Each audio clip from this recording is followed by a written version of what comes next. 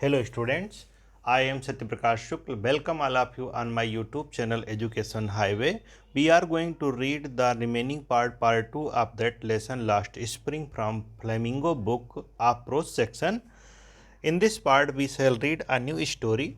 First part we have read already in previous class. इस class में जो hero है या जो नायक है इस कहानी का वह है मुकेश। मुकेश नाम का एक लड़का है। पहले पार्ट में हम लोगों ने साहिब आलम की कहानी पढ़ी। वह कार चलाना चाहता है। About the author first part में बताया जा चुका है। इसकी लेखिका हैं एन.एस. जंग, जो राउरकेला में पैदा हुई थी और इनका बचपन जो है हैदराबाद में बीता था। ये इंडियन राइटर हैं और इन्होंने लेखन में ही अपने करियर की शुरुआत की। आइए सीधे शीर्षक क्या कहते हैं अबाउट द आथर आप पढ़ लेंगे। सीधे स्टोरी पढ़ते हैं। लेखिका से बात हो रही होती है मुकेश नाम के एक लड़के से। तो मुकेश क्या कहता है, I want to drive a car. I want to drive a car. Mukesh insisted on being his own master. Mukesh अपना खुद का एक मालिक बनना चाहता है, अपना खुद का कार चलाना चाहता है। I will be motor mechanic. Mukesh ने कहा कि मैं मोटर मैकेनिक बनना चाहता हूँ। हूँगा ही अनाउंसेड, उसने अनाउंस किया। लेखिका पूछती है, do you know anything about cars. क्या आप कार के बारे में कुछ जानते हो। आई आस्क, मैंने उससे प्रश्न किया। I will learn to drive a car. Mukesh ने कहा कि मैं कार चलाना सीख लूँगा। ही आंसर्स, उसने उत्तर दिया, looking straight into my eyes. लेखिका ने कहा कि बड़े कॉन्फिडेंस से वो बोला और जब बोल रहा था तो उसकी आंखें मेरे आंखों में थी, मतलब मेरी आंखों की तरफ देख करके वो बोल रहा था। स्ट्रेट में मुझे देख रहा था। His dreams looms like a mirage amidst the dust streets. उसका जो ये स्वप्न था कार चलाने का, वो ऐसे था जैसे कोई मृग तृष्णा हो। मृग तृष्णा उसे कहते हैं जैसे चिलचिलाती धूप में दूर सड़क पे पानी भरा हुआ दिखाई देता है और जबकि वहाँ पे पानी नहीं होता, यानी कि झूठा भ्रम होता है। उसी तरह से उसका ये स्वप्न था। कहाँ पर, उन गलियों में, उन गलियों के बीच में जो धूल से भरी हुई थी। यहाँ पर amidst the dust of the street that fill his town Firozabad. जो फिरोजाबाद की गलियाँ थीं जिसमें धूल भरी हुई थी। उन गलियों के बीच में मुकेश का ये सपना मिराज की तरह था, यानी कि मृग तृष्णा की तरह था। Famous for its bangles. अब फिरोजाबाद का परिचय दे रही है लेखिका कि फिरोजाबाद किस लिए प्रसिद्ध है। बेंगल्स के लिए प्रसिद्ध है, हाथ की चूड़ियों के लिए प्रसिद्ध है। Every other family in Firozabad is engaged in making bangles. प्रत्येक दूसरा परिवार फिरोजाबाद में चूड़ियाँ बनाने में लगा हुआ है। It is the centre of India's glass blowing industry. ये ग्लास ब्लोइंग इंडस्ट्री का हब है, भारत का हब है जहाँ फिरोजाबाद, जहाँ पर चूड़ियाँ बनाई जाती हैं। चूड़ियों का भारत देश का ये हब है, भारत देश में। फिर देखते हैं, where families have spend generation working around furnaces. जहाँ पर पीढ़ी दर पीढ़ी लोगों की उम्र बीत गई भट्टी के सामने बैठ करके चूड़ियों बनाने का काम करने में। बेडिंग ग्लासेस, क्या करने में, ग्लास को जोड़ने में। मेकिंग बेंगल्स बनाने में। For all the women in the land it seems. ऐसा लगता है कि इस धरती पर जितनी भी महिलाएं हैं जो चूड़ी पहनती हैं, उनके लिए चूड़ियाँ यहीं से बनती हैं। फिरोजाबाद को देखने पे ऐसा लगता है फिरोजाबाद चूड़ियों के लिए प्रसिद्ध जाना जाता है। Mukesh family is among them. Mukesh का परिवार भी उसी में से एक है। नन ऑफ देम नो, उसमें से कोई नहीं जानता। That it is illegal for children. None of them know, उनमें से कोई नहीं जानता कि यह बच्चों के लिए इलीगल है। क्या, like him to work in the glass furnaces, मतलब चूड़ी बनाना या भट्टी पे काम करना, बच्चों से काम लेना इलीगल है, ये कोई नहीं जानता। विथ हाई टेम्परेचर, इतने उमस भरे या इतने गर्म माहौल में काम करना भट्टी के सामने, बच्चों से काम लेना इलीगल है, कोई नहीं जानता। इन डिगी cells without air and light. छोटी सी सेल्स, जहाँ पर, जो सेल्स मतलब कह सकते हैं, डिगी मतलब चूल्हा या भट्टी, ठीक है, उसमें जहाँ पर ना एयर है ना लाइट है। दैट द लॉ, जो कानून है, जो चाइल्ड लेबर को प्रिवेंट करता है, मना करता है, इफ़ इन्फोर्स अगर सही से लागू हो जाए, could get him and all those 20,000 children out of the heart furnaces. अगर सही से लागू हो जाए तो जो 20,000 लगभग बच्चे मुकेश की उम्र के होंगे जो गर्म भट्टी के सामने बैठ के काम करते हैं, उनको इस काम से छुटकारा मिल जाए। Where they slog their daylight, जहाँ पर वो पूरे दिन भर अपना घंटों घंटों बिताते हैं, डे लाइट आवर, जहाँ पर वो दिन का सारा घंटा वहीं बिता देते हैं। Often losing the brightness of their eyes, और प्रायः उनके आँखों की ज्योति चमक चली जाती है। क्यों चली जाती है? चली जाती है क्योंकि वो भट्टी में बैठे काम किया करते हैं। Mukesh eyes beam as as he volunteers to take me home. Mukesh की आंखें टिमटिमा रही थीं और ऐसा लग रहा था कि जैसे वो मुझे आहूत कर रही, बुला रही कि मैं उसके घर को चलूँ। लेखा बताती है which he proudly says, Mukesh ने बड़े स्वाभिमान के साथ क्या कहा कि इज बींग रिबिल्ड, आओ हमारे घर चलने। लेखा महोदया, अब भाई हमारा घर नया बना हुआ है। बी वॉक डाउन, हम लोग चल रहे थे, जा रहे थे। सिंकिंग लेंस, मतलब कह सकते हैं खूब खचाखच गलियों में जा रहे थे, पतली गलियों में जा रहे थे। चोक्ड विथ गार्बेज, जिसमें कूड़ा कचरा फैला हुआ था।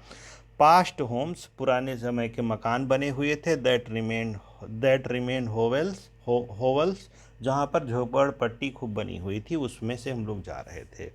विथ क्रम्बलिंग वॉल्स, चिटकी हुई दीवारें थी। वो गलियों का चित्रण करती है जिस रास्ते से वो जा रही थी। लेखा ओबली डोर्स भारी दरवाजे कह सकते हैं।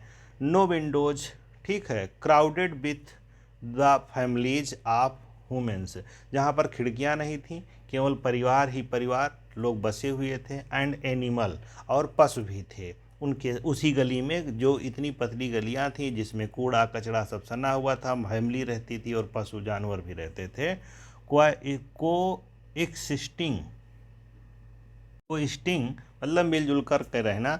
इन अ प्रीमेबल स्टेज, ऐसा देखने पे लगता था कि हम लोग वहाँ पर पहुँचने के बाद प्रीमेबल स्टेज में पहुँच गए, अर्थात वह युग जिसमें मनुष्य और पशु साथ में रहना शुरू किया था। नवपाषाण काल में हम लोग पहुँच गए, ऐसा लगता था।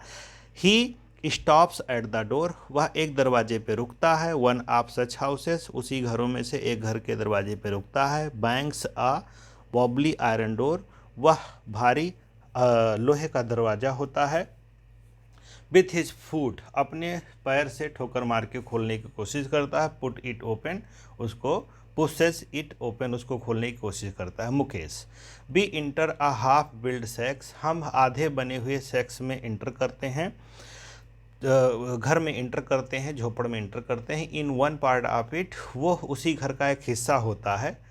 थैच्ड, जो छप्पर वाला होता है। विथ डेड ग्रास, जिसपे सूखी घास ऊपर से छाई हुई होती है। एज अ फायरवुड, जहाँ पर फायरवुड स्टोव होता है, मतलब मिट्टी का चूल्हा बना हुआ होता है। ओवर व्हिच, जिसके ऊपर sits a large vessel of sizzling, जिसके ऊपर एक बड़ा सा पतेला, भगोना, बटुला कुछ कह सकते हैं, उसके ऊपर रखा हुआ होता है। मिट्टी का चूल्हा वहाँ होता है जो जल रहा होता है, और उस पर पतेला रखा होता है। और उसमें क्या उबल रही होती है? स्पिनाच लीव्स मतलब पालक की पत्तियाँ उबल रही होती हैं। ऑन द ग्राउंड, और मैदान में। In the large aluminium platters, बड़े बड़े एल्युमिनियम के प्लेट्स रखे होते हैं, परात या थारा कह सकते हैं। आर मोर चोप्ड वेजिटेबल्स, और उसी में खूब ज़्यादा सब्जियां टुकड़ों टुकड़ों में कटी हुई छोटे छोटे टुकड़ों में रखी होती हैं। A frail young women is cooking, एक नवविवाहिता वुमेन जो है वहाँ पर उसको बना रही होती है। दैट इवनिंग मील, शाम का भोजन बना रही होती है। फॉर द होल फैमिली, पूरे परिवार के लिए।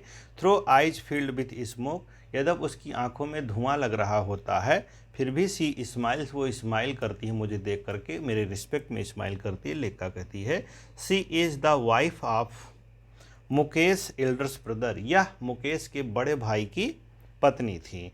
No much older in year, ये बहुत ज़्यादा मुकेश से ज़्यादा उम्र का भी नहीं था, पर उसकी शादी हो गई थी। She has begun to command respect as the bahu, उसको एक बहू के रूप में रिस्पेक्ट मिलना उस परिवार में शुरू हो गया था। उन लोग वो लोग, लेखिका कहती है कि मैंने देखा कि उस महिला को बहू की तरह रिस्पेक्ट दे रहे थे, तो मैंने ये सब गेस किया।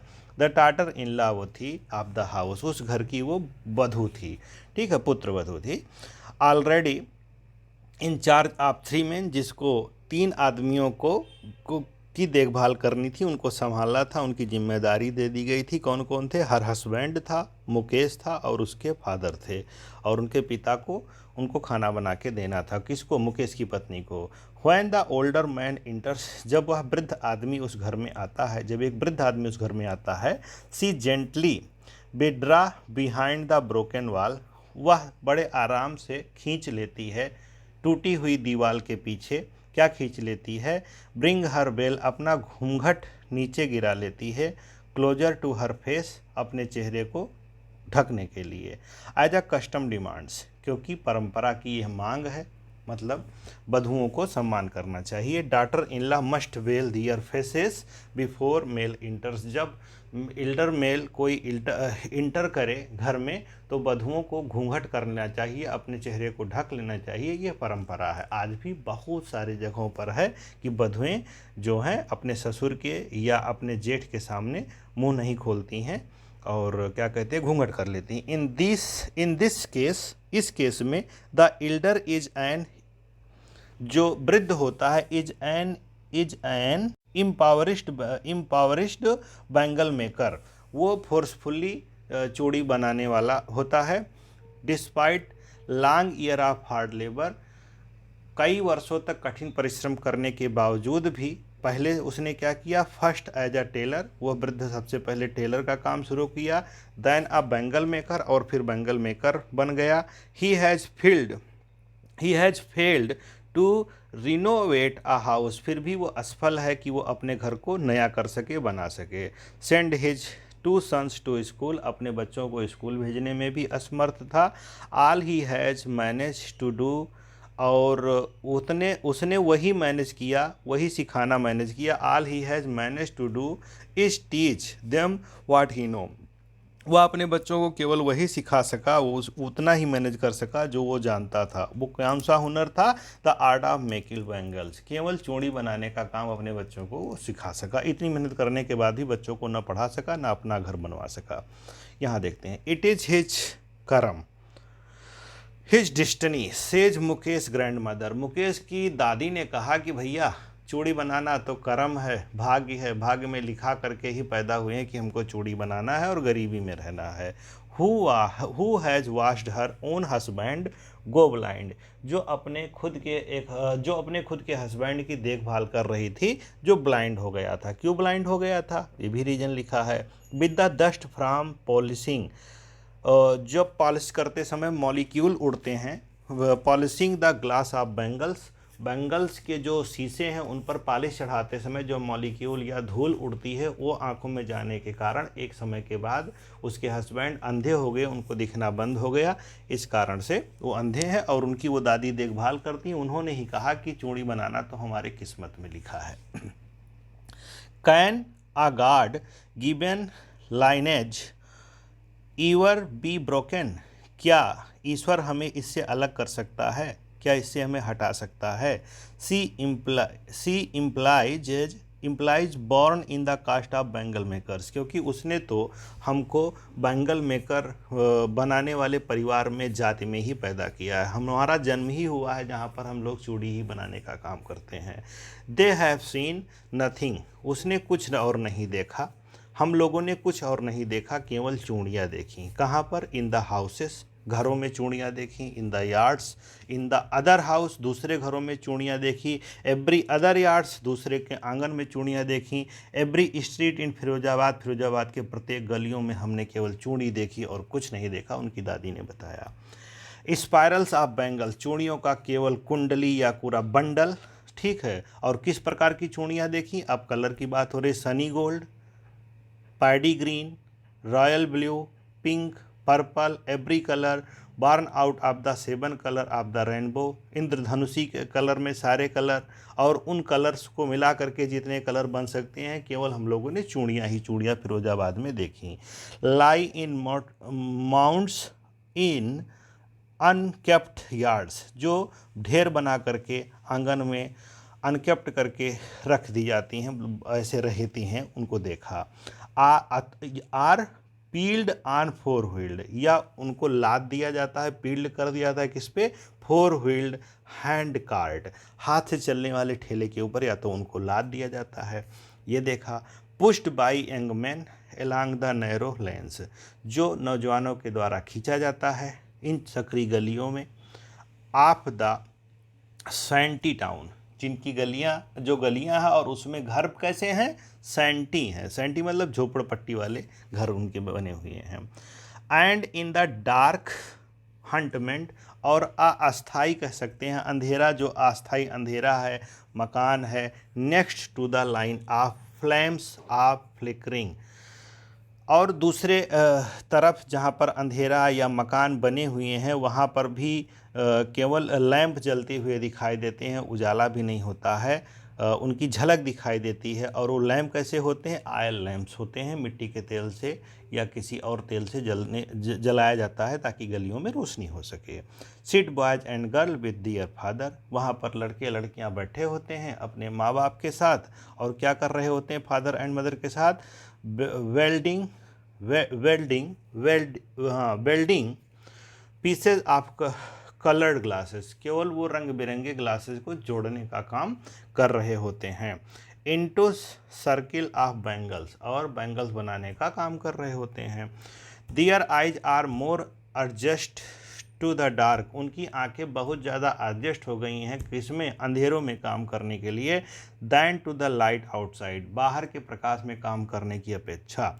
That is why they often end, यही वो कारण है कि इनका ख़त्म हो जाता है, क्या ख़त्म हो जाता है, losing their eyesight before they become adult होने के पहले ही उनकी आंखों की ज्योति चली जाती है, यही एक कारण है। Savita a young girl in a drab pink dress, Savita एक नौजवान लड़की है जो पिंक ड्रैप ड्रेस पहने हुए है। Sits alongside and elderly women, एक वयोवृद्ध महिला के साथ बैठी हुई है, और सोल्डरिंग मतलब सोल्डरिंग जोड़ने का काम कर रही है। पीसेस ऑफ ग्लास, जो ग्लास के टुकड़ों को जोड़ रही है। एज हर हैंड्स, अपने हाथों में।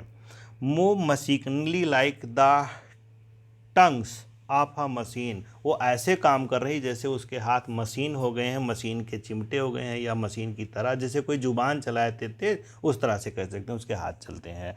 आई वंडर, मुझे आश्चर्य हुआ उसे देख करके, लेखा कहती है, और वो प्रश्न भी करती है।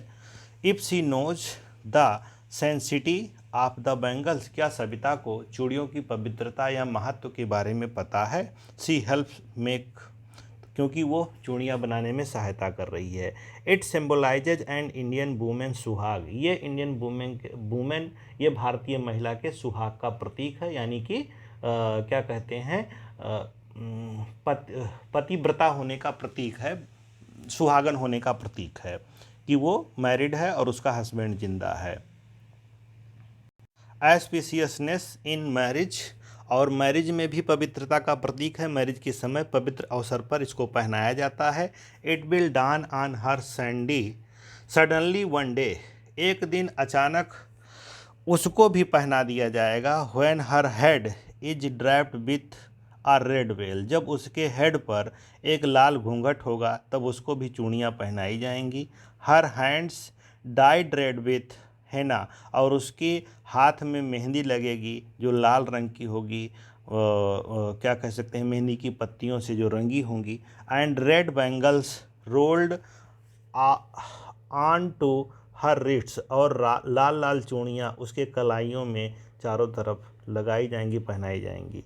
सी will then become a bride, और फिर वो दुल्हन बनेगी। Like the old women beside her who became one many years ago, उसी तरह से वो भी हो जाएगी जैसे कि उसके बगल में बैठी हुई महिला कुछ साल पहले दुल्हन बनी थी। She still has bangles on her wrist, फिर उसके हाथों में चूड़ियाँ होंगी, उसकी कलाइयों में चूड़ियाँ होंगी। But no light in the eye her eyes, लेकिन इन सब से उसको कोई फ़र्क नहीं पड़ता है। सविता के आंखों में कोई आशा नहीं है, कोई होप नहीं, कोई खुशी नहीं है, इत्यादि लेखिका कहती है। एक वक्त शेर भर खाना भी नहीं खाया। सी सेज, वह कहती है कि एक वक्त पेट भर खाना भी नहीं खाया, शेर भर खाना भी नहीं खाया। In a voice drained of joy, कह सकते हैं घृणित मुस्कुराहट के साथ, ऐसी आवाज़ में कहती है।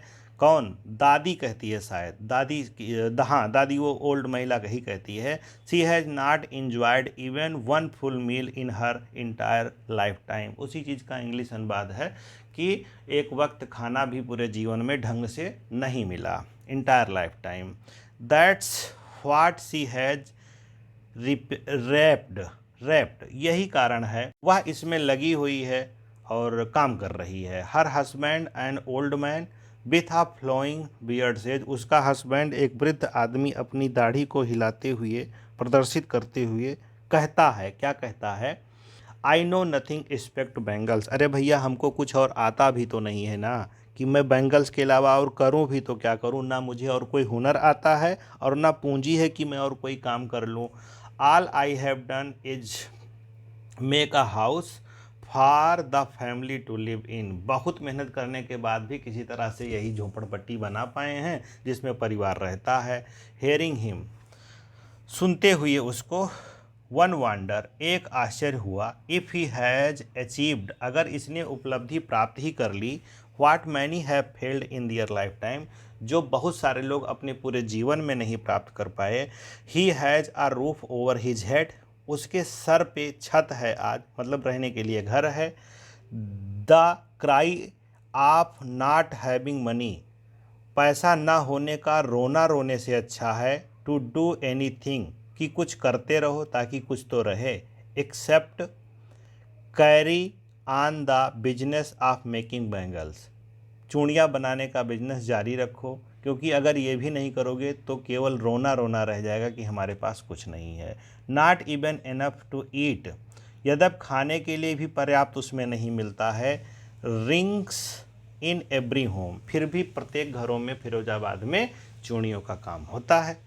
द यंग मैन ईचो द लामेंट, प्रत्येक नौजवान आदमी यही बिलाप करता रहता है। आप दियर एल्डर्स, अपने एल्डर्स के लिए, अपने से सीनियर्स के लिए प्रत्येक यंग आदमी यही बिलाप करता रहता है, रोना रोता रहता है। Little has moved with time, कुछ ही समय बीता। Little has moved with time, कुछ परिवर्तन हुआ समय के साथ साथ। इट सीम्स, ऐसा लगता है। In Firozabad, year of mind numbing toil have killed all initiative and ability of dream.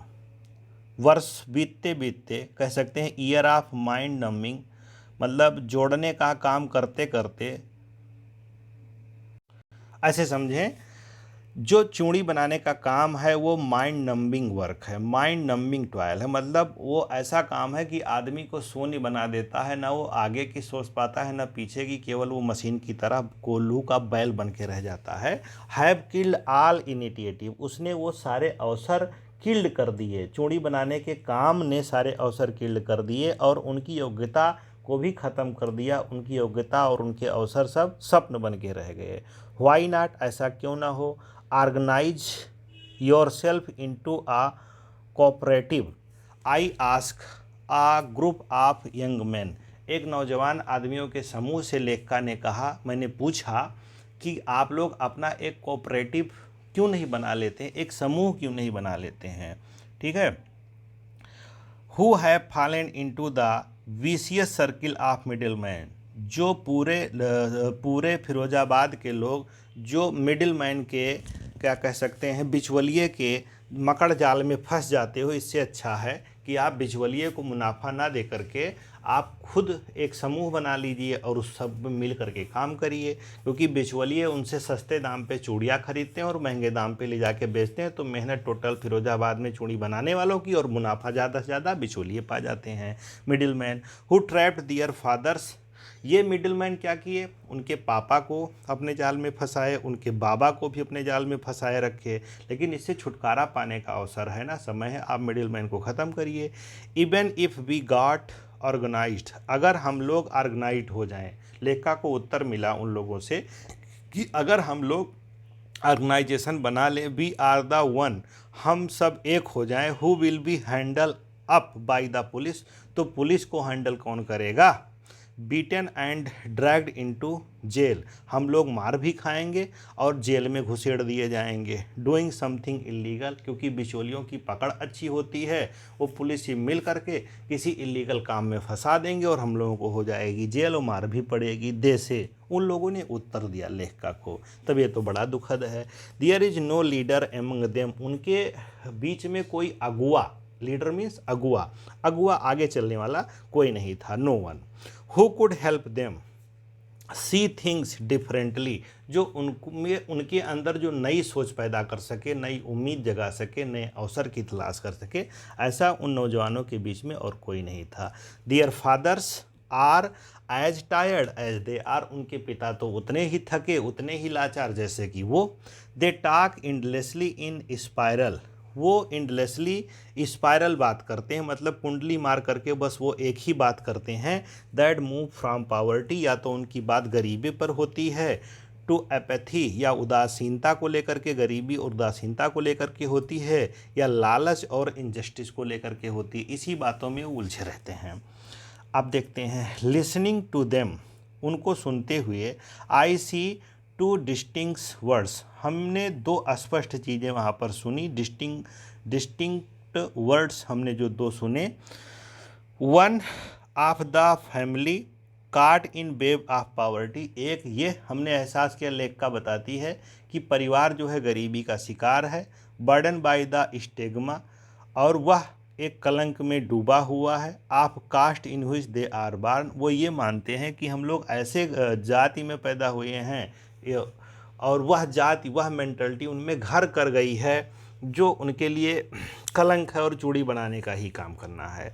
The other vicious, और कहते हैं कि दूसरा काम उनके लिए क्या है, विशियस है, अनैतिक है, अन्यायपूर्ण है।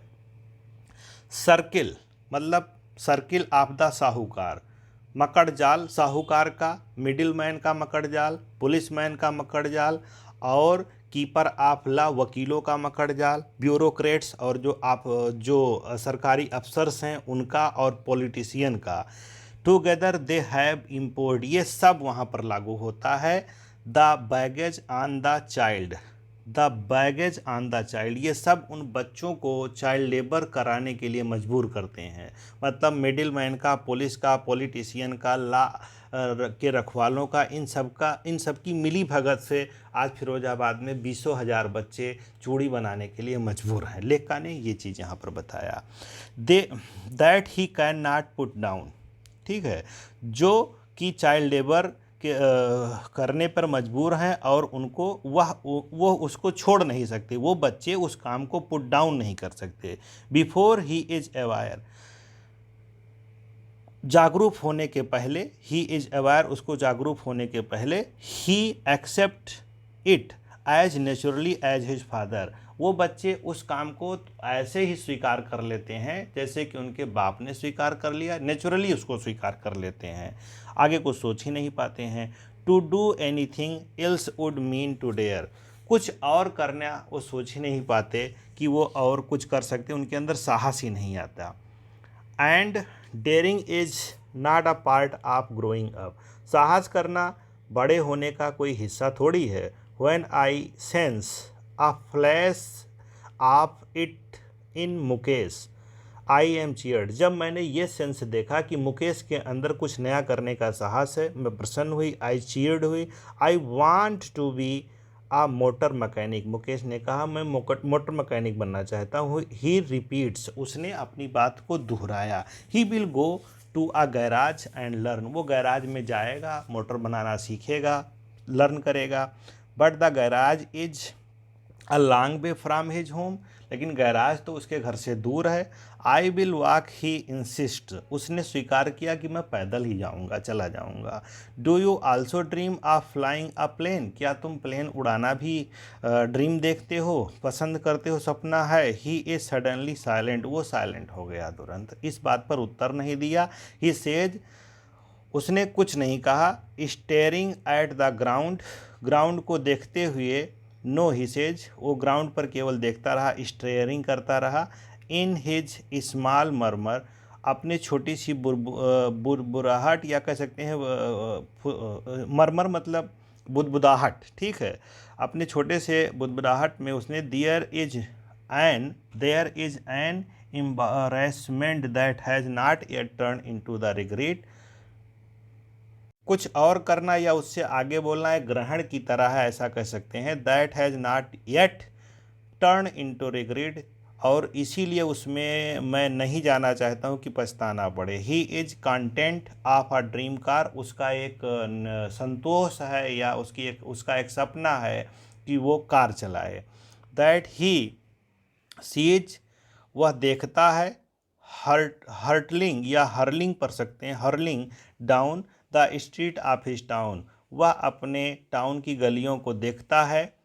Few aeroplanes fly over Firozabad, वह कहता है कि फिरोजाबाद के ऊपर से बहुत कम ही एरोप्लेन जाती हैं, क्योंकि वो, और इसलिए वो एरोप्लेन उड़ाने का बहुत ज़्यादा सपना नहीं देख रहा है। थैंक्स स्टूडेंट, ये आपका रहा उसी लेसन का सेकंड पार्ट।